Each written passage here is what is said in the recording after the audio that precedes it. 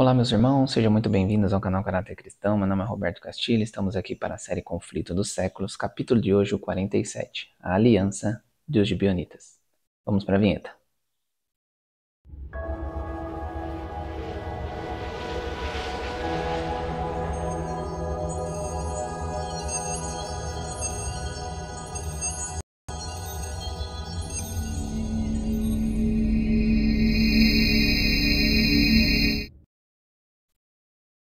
Capítulo 9 de Josué fala sobre a estratagema dos Gibeonitas, uma ideia que eles tiveram para conseguir o juramento. No capítulo 10 fala sobre uma guerra que ia acontecer em Gibeão e Josué precisou ajudar, e até a lua e o sol pararam para que isso ocorresse.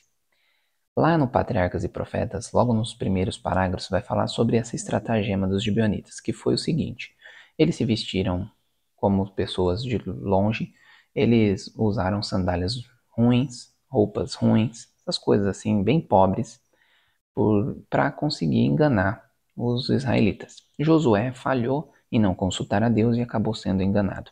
E eles fizeram um juramento com os gibeonitas de que nenhum mal os sucederiam se, obviamente, eles reconhecessem Deus, Jeová, como único Salvador, e também eles tirassem os ídolos, tá? Parassem de ser idólatras. Eles concordaram com isso e acabaram então o juramento sendo chancelado. Depois de 3 dias, os Josué e os israelitas acabaram sabendo que foram enganados. Ficaram irados, né? Normal, porém, como um juramento antigamente não é como os de hoje, que a gente fala e não faz e tudo fica igual. Antigamente, um juramento era um juramento e não podia ser quebrado de forma alguma, a não ser que a outra parte do juramento quebrasse a sua cláusula. No caso, eles virassem idólatras e não reconhecessem Deus, tá? Como isso não ocorreu, eles tiveram que manter o seu juramento. Só que a falha foi de Josué, né, que não consultou a Deus antes. Os gibeonitas haviam se comprometido a renunciar à idolatria e a aceitar o culto de Jeová, e a conservação da sua vida não era uma violação da ordem de Deus para destruir os idólatras cananeus. Portanto, os hebreus não se comprometeram pelo seu juramento a perpetrar o pecado. E se bem que o juramento fosse conseguido pelo engano, não deveria ser desrespeitado. O dever que fica empenhado à palavra de qualquer pessoa deve ser considerado sagrado, caso não o obrigue à prática de um ato mau. Nenhuma consideração de lucro, desforra ou de interesse próprio pode de qualquer maneira afetar a inviolabilidade de um juramento ou compromisso. Isso daqui é interessante, meus queridos. Eu vou dar alguns exemplos aqui que possivelmente eu já fiz até com alguém aí que está assistindo o vídeo. Vocês podem me pedir alguma coisa e eu falo, ó, à noite eu te mando. E eu acabo esquecendo. E isso entra como uma quebra de juramento, um compromisso que eu fiz e eu não cumpri. Tá? Então, desde já eu já peço perdão a vocês aqui. E a partir de hoje, a partir de algum tempo, eu já tô falando de uma forma diferente, tá? Eu tô pedindo para vocês me lembrar à noite, porque aí eu mando, tá bom? Então, por favor, se você pediu alguma coisa, algum PDF, alguma coisa para mim e eu não consegui, não enviei, me relembre à noite, tá bom? De dia é meio complicado, mas me dá uma lembrada à noite, fala, Roberto, tô precisando disso, que eu envio para vocês, tá bom? Cuide com o que você fala, pois Deus odeia a mentira e acaba virando uma mentira. Quando você fala que vai fazer algo e não faz, é mentira. E lá em Provérbios diz que Deus odeia a mentira. Provérbios 22, tá bem? Os gibeonitas acabaram ficando como escravos de Israel para toda perpétua, né, para sempre. Eles acabaram sendo quem carregava as coisas do santuário e carregava a água para o santuário, tá? Então eles ficaram com esse trabalho. Por quê? Porque eles conseguiram pela fraude. Não precisava fraudar essas coisas, né? Deus queria que ele fosse honesto, assim como Raabe foi. Raabe chegou lá, falou, é assim, assim, assim, me ajuda. E eles se fizessem da mesma forma e conseguisse provar que não ia ser idólatra e acreditava em Deus, Deus aceitaria eles normalmente. Deus nunca foi um Deus exclusivista. Inclusive, ele queria que o povo de Israel fosse um povo diferente para todos os outros povos virarem um povo de Deus, ok? Depois disso, ainda não foi só isso que acabou o problema. Veio mais problemas. Um erro causa vários, certo? E 5 reis se juntaram, inclusive o comandante principal desses reis era Adonisedeque, que era o rei de Jerusalém, que vocês vão saber bem, né? Futuramente vai virar a capital de Israel. Porém, lá em Gênesis, né, Melquisedeque era o rei de Salém, de Jerusalém, né? Por algum motivo, esse Adonisedeque aí, ele não, né, não cultuava Deus já, né? Diferentemente de Melquisedeque. Porém, eles foram para essa batalha e Gibeão sabia que não tinha como vencê-los. Então, pediu ajuda de Josué. O perigo ameaçava não somente o povo de Gibeão, mas também Israel. Aquela cidade dominava as passagens para a Palestina central e do sul e cumpria ser conservada, se queria conquistar o território. Josué preparou-se para ir logo em socorro de Gibeão. Os habitantes da cidade sitiada haviam receado que ele repelisse o seu apelo, por causa da fraude que havia praticado. Mas visto que se tinha submetido ao governo de Israel e aceitaram o culto de Deus, ele se achou na obrigação de os proteger. Não agiu nesta ocasião sem o conselho divino, e o Senhor o animou àquele empreendimento. Então, dessa vez, Josué não foi falho, ele foi a Deus e falou: Senhor, posso ir? É assim?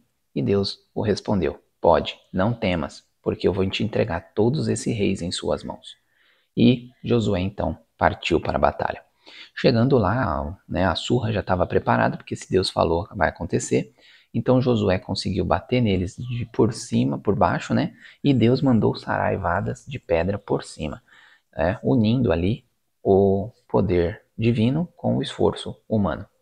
Isso é muito importante, eu vou ler um texto para vocês aqui de muita importância, porque tem pessoas que acham que é só botar na mão de Deus e as coisas acontecem. Não é assim, tá? Eu preciso fazer a minha parte. Se eu não colocar o vídeo aqui e não der o play no celular, Deus não vai dar o play no celular por mim.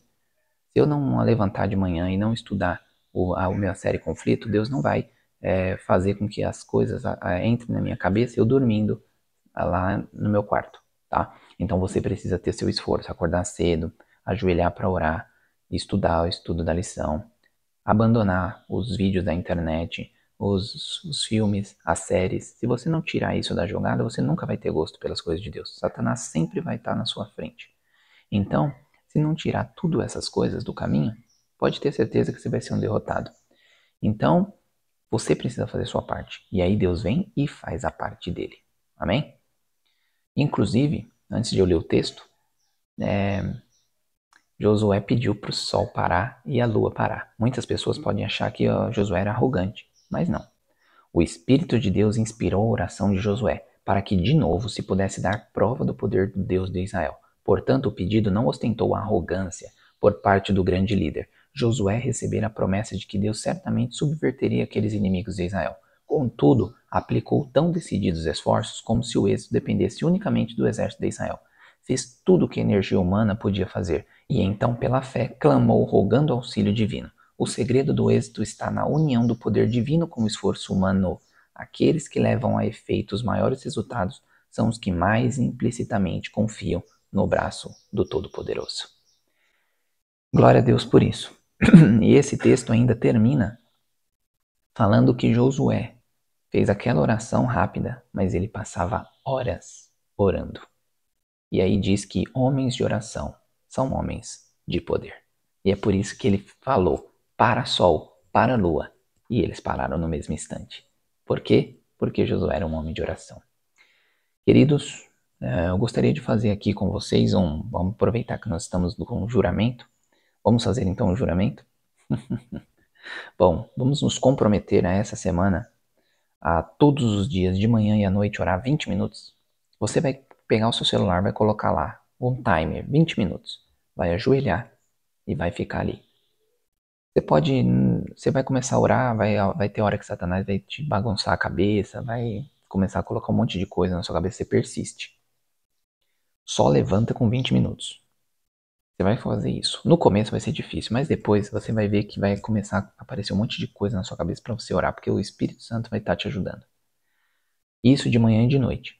40 minutos de oração por dia, mais 20 minutos intercalado durante o dia. Orar 4 vezes de 5 minutos. Você vai escolher ali algum horário, 9 horas, vou orar 5 minutinhos por tal pessoa.